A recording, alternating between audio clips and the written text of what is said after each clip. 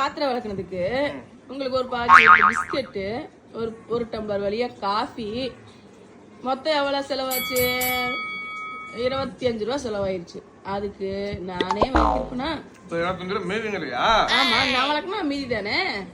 அப்ப இதெல்லாம் குடிக்காம இருந்தா காசு கொடுத்துருப்பியானே? ஆமா, உங்களுக்கு காசு கொடுப்பாங்க, காசு மிச்சமா இருக்கும். மிச்சமா இருக்குமா? என்னடா இப்படி சொல்லிட்டு போசுக்குனா என்ன விளக்குன அடுத்த செகண்டே எனக்கு காஃபி வேணுங்கிற, டயர்டா இருக்குங்கிற, மைண்ட் வாய்ஸ் கேட்டுச்சு, பிஸ்கெட் வேணுங்கிற. மைண்ட் வாய்ஸ் எனக்கு என்ன தெரியுமா கேக்குது? ஏண்டா டே, நான் விளக்கும் போது ஒரு நாள் பிஸ்கட் கேட்டிருப்பா, ஒரு நாள் காப்பி வச்சு கொடுத்துருப்பியாரு கேட்க வர்ற.